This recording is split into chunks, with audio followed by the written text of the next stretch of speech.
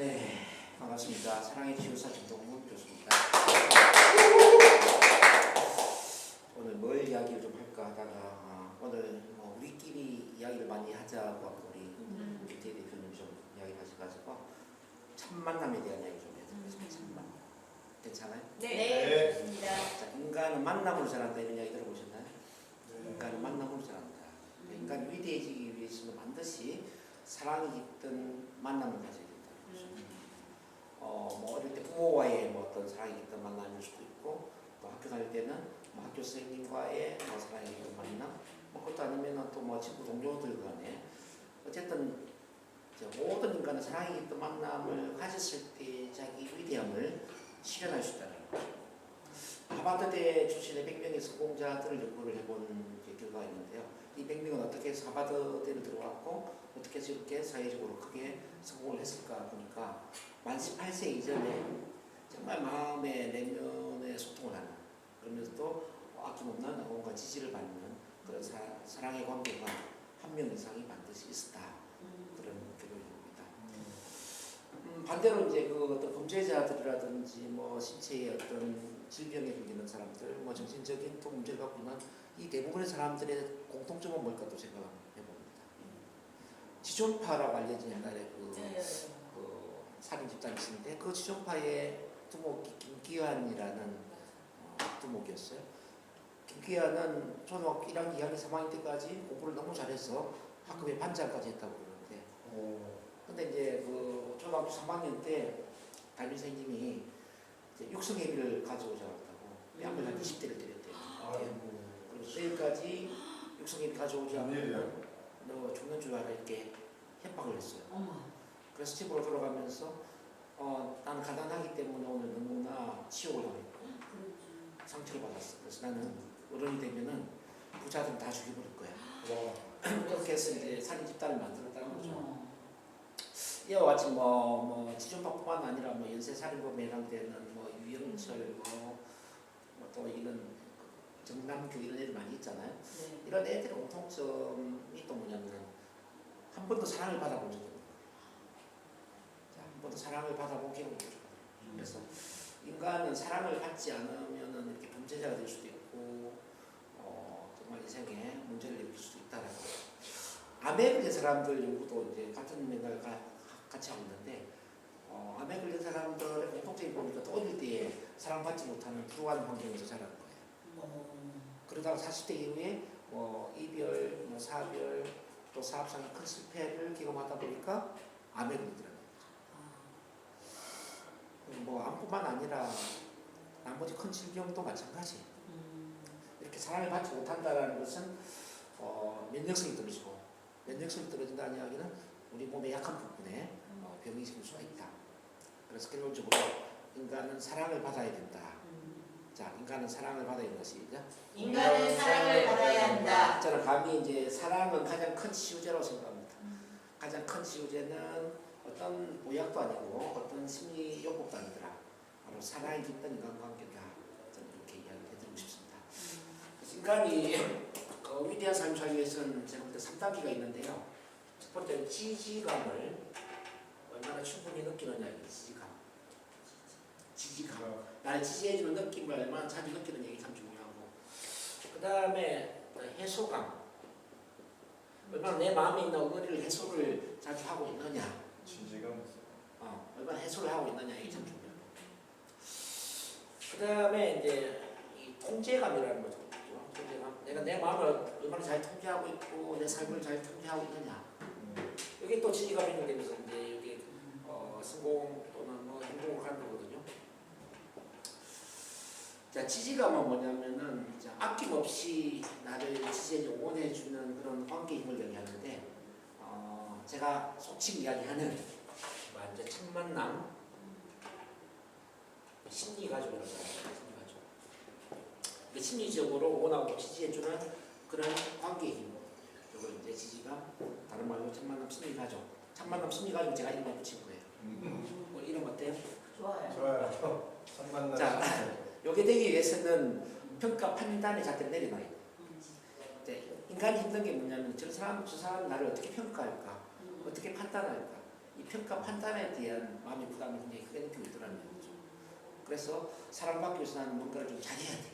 실수하면 안 되고, 뭔가 남들보다 좀 성공도 해야 되고, 부도 이루어야 되고, 뭐 좋은 자동차를 타야 되고, 이렇게 평가 판단의 잣대에 의해서 상대적으로 좋은 평가를 받기 위한 이런 행동을 이제 하게 된다는 거죠.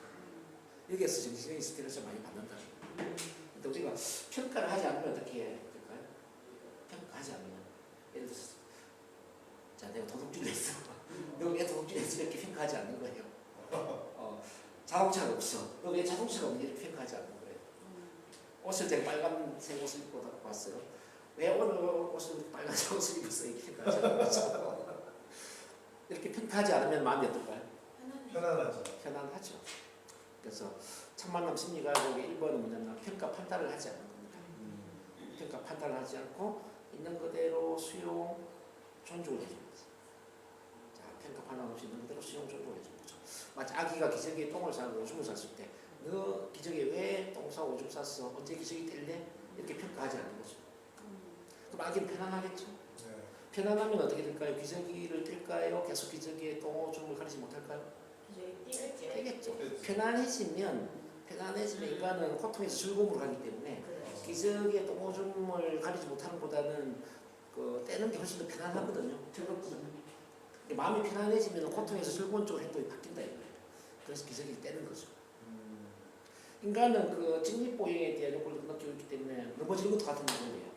자, 넘어지고 또 넘어졌을 때 할머니나 어머니가 너 언제 일었을래? 엉덩이 때리면서 계속 일어서지 못한 아기를 다그친다면 아기는 아마 일어서는 게 힘들어질 거예요. 그때 이제 넘어지더라도 안아주면서 이쁜 새끼. 자, 넘어지는 것도 이쁘게 넘어지. 이렇게 받아줍니다. 그러면 아기가 마음이 어떨까요? 편안하죠. 편안하죠. 우선 순간에 다리에 힘이 생기고 일어선다. 자, 인간은 그래서 이제 평가 판단 없이 있는 그대로 수용, 존중을 해주게 되면은 자연스럽게 자기 능력을 발휘하는 쪽으로 이동을 하게 되더라고요. 여기 할 수 있는. 그래서 이제 관리 감독을 하면서 너 왜 이걸 열심히 하지 않냐, 또 학생들한테 왜 공부를 안 하냐 이렇게 계속 평가 판단을 하는 것보다는 자, 충분히 수용, 존중을 하면서 이렇게 지지를 보낼 때, 응원 지지를 보낼 때, 그러니까는 최대한 힘을 발휘하더라. 이걸 이해를 하세요. 이제 두 번째는 뭐냐면은 공감적으로 이해를 하는 거예요. 공감적 이해라는 건 뭐냐면은 상대방에게 심리적 산소를 제공해 주는 거죠. 우리에게 물리적인 산소도 필요하지만은 심리적인 산소도 필요해요. 여기 산소가 없으면 숨쉬기 힘들겠죠. 네. 숨을 못 쉬는 데 힘들어서 뭐 우리가 사업을 한다든지 뭐 교육을 듣는다든지 이거 힘들지 않을까요? 맞아요.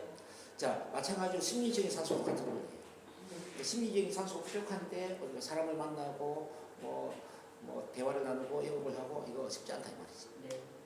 그럼 심리적인 산소는 뭐냐? 바로 이해받고 싶은 욕구, 사랑받고 싶은 욕구를 충족시켜 주는 겁니다. 자, 모든 인간 왼쪽 가슴에 뭐가 있냐면요. 자, 이런 표가 달려 있어요. 자, 사랑받고 싶어요. 시작. 사랑받고 싶어요. 이해받고 싶어요. 이해받고 싶어요. 제 마음을 알아주세요. 제 마음을 알아주세요. 제 편이 되어주세요. 제 편이 되어주세요. 이런 표가 있다라는 이런 표. 자, 이런 표를 누군가 알아주잖아요. 그러면 숨통이 트이는 거죠. 숨을 쉴 수가 있어요. 그 이전에 막 외롭고 답답하고 막 힘들고 죽고 싶고 이런 여러 마음에 힘든 고통을 느끼다가 그런 한 사람을 만나는 순간 숨통이 트입니다. 그러니까 마음의 위로를 받고 이제나 한번 열심히 살아볼 것 같은 그런 느낌이 드는 거죠. 그래서 우리는 숨통을 틔워주는 사람을 만나야 돼요. 숨통을 틔워주는 사람이 뭐냐면 바로 공감적 이해를 하는 거예요.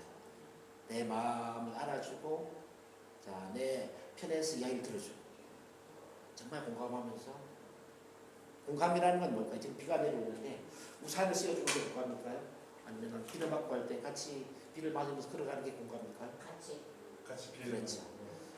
공감하고 동정은 틀려요. 그렇죠. 우산을 씌워주면 동정이지.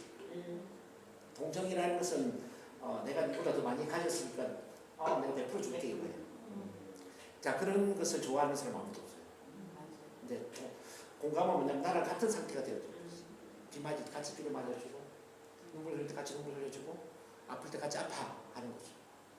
자, 이런 그 공감 상태가 되면 인간은 자, 마음의 위로를 받게 되고 마음의 정화가 일어나고 마음의 힘을 얻게 되고 이렇게 숨통이 되면서 심리적 산소를 제공받는다. 혹시 그런 분 많이 만나보셨나요? 네. 네. 두 분이 그런 관계 같은데. 배운 날 술 드시면서 그런 공감 관계 되실 것 같은데. 맞아요? 네. 자, 세 번째가 이제 뭐냐면요. 개방성이라는 건데, 개방성 내지는 이제 진정성이라는 거죠. 자, 뭐뭐 인척하는 게 아니라 있는 그대로 나를 보여주는 관계를 형성하는 거죠. 자, 우리에게는 자 진아가 있고요, 자 가아가 있어. 가아. 자, 진아는 뭐냐면 있는 그대로 나의 모습이에요. 있는 그대로 나의 모습. 가아는 뭐냐면 뭐뭐 인척하는 거죠. 뭐뭐 인척. 잘난 척. 자, 문제가 없는 척. 자신감 있는 척. 돈이 많은 척. 행복한 척. 남들한테 보여주고 싶은 그 어떤 이거는 이제 이미지 이런 이제 포장을 한 상태. 요거는 있는 그대로. 여러분 사람을 만날 때 뭐 인척할 때가 편해요. 있는 그대로의 모습으로 만날 때가 편해요. 있는 그대로. 있는 그대로가 편하죠. 사람의 마음을 움직이는 건 어떨까요? 우리가 몸 인척하면서 사람에게 어떤 설명을 할 때 마음이 잘 움직여질까요? 아니면 있는 그대로 나를 보여줄 때? 있는 그대로. 그렇죠. 있는 그대로. 자, 있는 그대로의 이 진아와 진아의 만남을 우리는 자, 이 진아와 진아 이걸 이제 참 만남이라고 해요. 참 만남. 진아와 진아의 만남 참 만남이라고 해요. 반대로 이제 가와 가의 만남을 우리는 거짓 만남이라고 하죠. 우리가 아는 사람들이 꽤 많이 있지만은 마음이 왜 불편하고 답답하고 외롭고 자, 이렇게 사람들 속에 있어도 이렇게 외로움을 느끼는 이유는 뭘까요? 바로 가와 가의 거짓 만남을 갖고 있는 거죠. 사람들은 주변에 많이 있는데 내 마음을 아는 사람이 아무도 없는 것 같아. 내 편은 아무도 없는 것 같아. 사람을 만나고 있지만은 나는 내 속을 이야기할 수 없어. 내 내면을 이야기할 수 없어. 자, 뭐 인척해야 돼. 마음은 힘든데 밝은 척해야 돼. 자, 불행한데 행복한 척해야 돼. 네? 스트레스가 많은데 스트레스가 없는 척해야 돼. 뭐 이렇게 해야 돼. 뭐 인척해야 돼. 이게 힘들어. 그래서 이제 모든 사람들에게 내 속을 다 있는 그대로 드러낼 필요는 없겠죠. 그렇죠. 그렇지만 이제 이 세상에 단 한 명 이상에게는 그 한 명이 누군지 모르지만 그 한 명 이상에게는 반드시 나를 온전히 있는 그대로 드러내야 된다는 거죠. 자, 나를 100% 온전히 있는 그대로 드러내었을 때 그 한 명이 나를 온전히 있는 그대로 받아주잖아요. 네. 그때 비로소 우리는 온전한 나의 삶을 살 수 있다는 거죠. 근데 그 한 명에게도 나를 절대로 보여줄 수가 없어. 그 한 명에게도 나는 마지막 순간까지 뭐뭐 인척해야 돼. 잘난 척해야 돼. 있는 척해야 돼.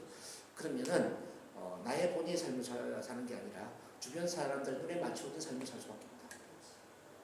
요게 이제 맹점이죠.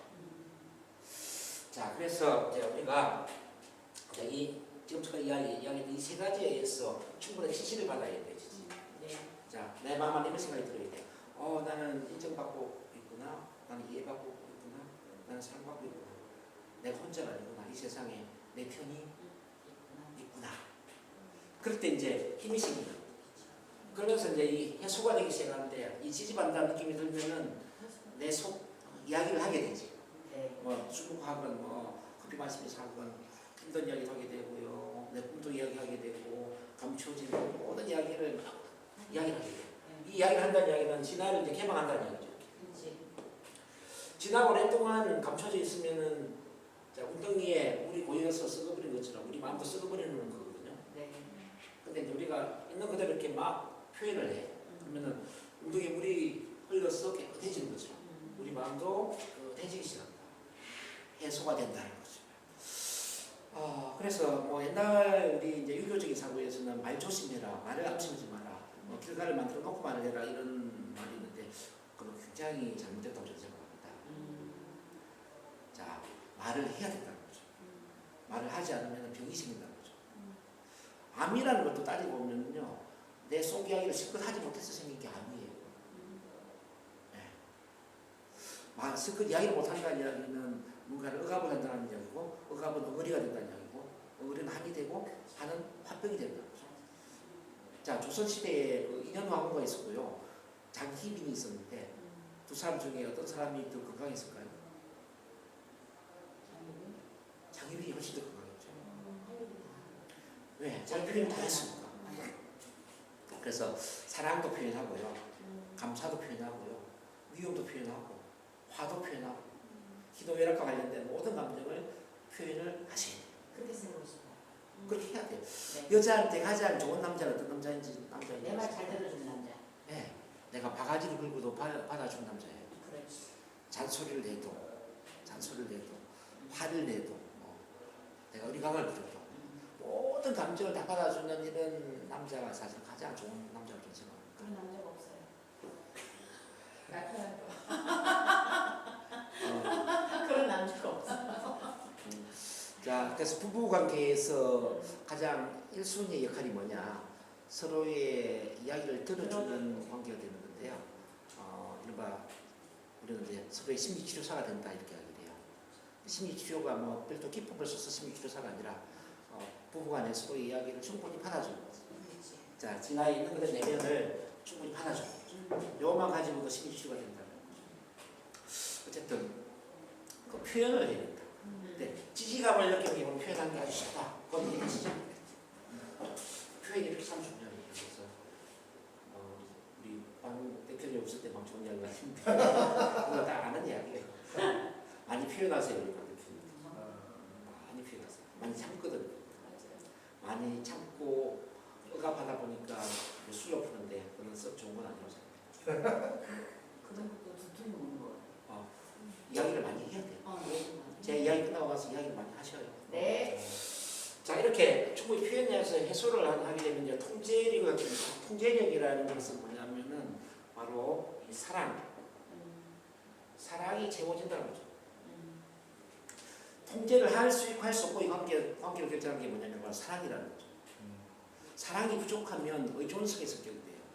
사랑이 부족하면 주변에 영향을 받게 돼요. 어떤 주변 사람의 영향을 받게 되고 어떤 상황의 영향을 받게 되고 과거 사건 경험의 영향을 받게 되고 영향을 받는다는 이야기는 이유 변명을 된다는 이야기고 그 사건 경험 때문에 화가 나거나 스트레스를 받는다는 이야기예요. 어떤 만나는 사람 때문에 또 화가 나고 스트레스를 받는다는 이야기예요. 근데 우리가 이제 사랑이 충만해지면은 영향을 받는 게 아니라 영향을 주는 사람이 되겠죠. 영향을 준다는 이야기는 내가 만나는 사람이 아무리 좀 부정적인 사람일지라도 스트레스를 안 받는다는 거죠. 그 사람에게 오히려 좋은 영향을 주게 됩니다. 뭐 예를 들어서 누리한테 일어난 이런 상황에 대해서도 전혀 영향을 안 받는다는 얘기죠. 그래서 이제 우리가 이제 통제를 한다는 이야기는 이렇게 사랑의 힘을 키워서 우리 머리새끼가 백개의 마음을 만들고 어항 같은 작은 마음이 아니라 호수 같은 큰 마음을 만들고 개구리 같은 작은 마음이 아니라 코끼리 같은 큰 마음을 만드는 건데 이걸 만들다 보면은 이제 우리는 직접적으로 통제할 수 있는 상태가 돼요. 직접적 통제는 뭐냐면 내 생각을 내가 통제할 수 있고 내 믿음을 통제할 수 있고 뭐 내 어떤 말이나 행동 나와 관련된 모든 것을 내가 통제할 수 있죠. 그렇죠. 자기 관리 능력이 생긴다 이거죠. 직접적 통제는 자기 관리 능력이 생긴다. 그리고 이제 더 나아가서 간접적 통제는 가능해요. 간접적 통제는 뭐냐면은 우리가 만나는 사람에게 좋은 영향을 줄 수 있는 거죠. 그렇죠.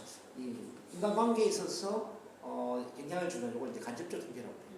그 사람 100% 변화시킬 수는 없지만 우리가 긍정적으로 말을 해서 긍정적인 힘을 줄 수 있고요. 꿈을 이야기해서 꿈을 심어줄 수 있고 뭐 사업의 비전을 이야기해서 사업에 동참을 시킬 수 있고 이거는 뭐예요? 간접적 통제라는 거죠. 자, 세 번째는 통제할 수 없는 경우가 있거든요. 통제할 수 없는 경우가 어떤 것일까요? 뭐 과거에 일어난 상황, 경험, 좀 현재의 어떤 물리적인 상황들, 만남의 대상들 이건 통제를 할 수가 없잖아요. 네. 우리가 항상 좋은 사람만 만날 수 없잖아요. 맞아요. 우리가 만나는 사람 중에 좋은 사람도 있고 그냥 그저 그런 사람도 있고 사기꾼. 부정적인 사람도 있겠죠. 그건 어쩔 수 없는 일이잖아요. 비율의 차이는 있겠지만.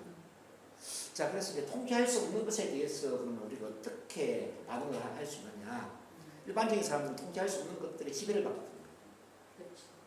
예를 들어서 힘든 일이 생기기 때문에 힘이 들고 스트레스적인 상황이 되기 때문에 스트레스를 받는다 이거지. 과거 힘든 일 때문에 지금도 우울증, 불안증을 갖고 있는 사람이 있잖아요. 자, 만나지 말아야 되는 어떤 사람을 만났기 때문에 그 사람에 대한 분노를 지금도 갖고 있는 사람이 있죠. 이거는 그래서 지배를 받는 겁니다. 근데 우리가 이제 통제력을 가져갈 때는 뭐냐면 자, 그 모든 사람을 용서할 수 있다는 얘기예요. 용서. 자, 떨쳐버릴 수 있다는 얘기고 오히려 더 이해하고 더 큰 사랑을 나눌 수 있다는 걸 의미할 수가 있죠. 제가 돈을 많이 벌면 뭐한다고 그랬죠. 저는 용서했을까요? 안 했을까요? 그러면 저는 미워하지 않습니다. 저는 어떤 사람도 미워하지 않아요. 뭐 NLP의 힘이기도 한데 사람을 저는 미워하지 않아요. 어쨌든 원수도 사랑해라는 그런 말도 저는 이해가 되는데요. 그리고 이제 우리 NLP에서 다루는 관점 바꾸기라는 게 있는데 모든 일을 긍정적으로 해석할 수 있는 힘이 생겨요. 아, 이것도 좋은 일일 수도 있겠구나. 이것도 감사한 일일 수도 있겠구나라고 우리 해석을 할 수가 있다는 거죠. 자, 오늘 비가 내리고 있죠. 비가 내리는 게 어떤 사람에게는 부정적인 일일 수도 있겠죠. 뭐 이동을 해야 되는 사람에게 뭐 차가 막힐 수도 있고 그죠? 시간이 많이 걸릴 수도 있겠죠. 근데 비가 내리는 게 어떤 사람한테 또 좋은 일일 수도 있어요. 그렇죠. 자, 일단 공기가 시원해졌고요. 자, 우산 파는 사람은 우산이 많이 팔 수가 있을 것이고 시골 농사 짓는 사람은 농사가 또 더 잘 될 수도 있을 거예요. 그렇겠죠? 사막에 오아시스가 생기면 얼마나 좋겠습니까? 이렇게 해석하기에 따라서 자, 부정적인 것이 긍정적인 게 될 수도 있거든요. 맞아요? 네. 그럼 우리가 성공하기 위해서는 긍정적으로 해석하는 게 좋을까요? 부정적으로 해석하는 게 좋을까요? 긍정적으로. 네.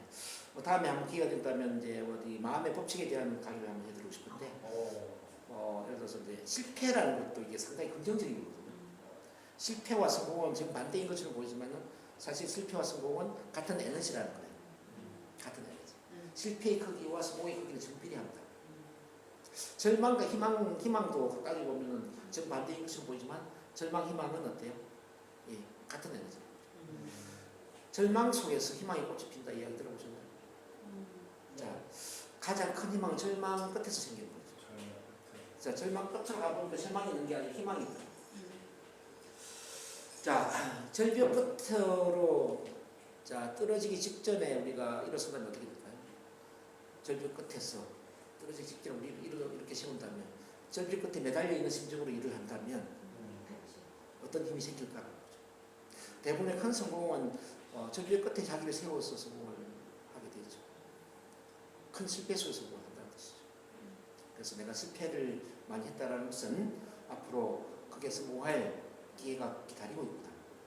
나를 얼마나 크게 성공시키려고 이렇게 큰 실패가 주어졌을까. 이렇게 이제 신문을 할 수 있겠죠. 맹자가 그런 이야기거든요. 원래 하늘이 큰 사명을 안길 때는 그 사람의 몸과 마음을 완전히 지치게 만들고 피로하게 만들고 막 심신을 미약하게 만들어가지고 그럼에도 불구하고 포기하지 않고 일어서는 걸 보면서 일었을 때 큰 사명을 준다. 그래서 우리가 지금 많이 힘들고 지치고 정말 큰 실패감에 빠져 있다면은 그것은 큰 사명이 기다리고 있구나. 원래 그래서 이제 속담에도 이런 말이 있잖아요. 봄이 오기 이전에 가장 춥다. 새벽이 오기 이전에 가장 어둡다 이런 말이 있습니다. 그래서 어쨌든 이런 이제 양극성의 법칙을 좀 이해를 잘 했습니다. 말씀드리면서 이제 우리가 이걸 해결하게 되면은 또 더 많은 지지를 얻게 되고요.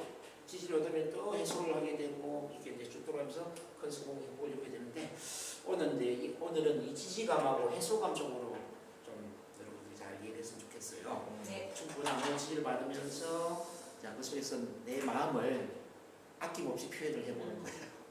아낌없이 표현해보고 이렇게 내 마음의 통제감을 키워준다는 거죠. 네. 궁극적으로 성공 행복을 가져다 주는 일이기 때문에 자 마음껏 내 마음을 표현하는 그런 멋진 시간이 되었으면 좋겠습니다.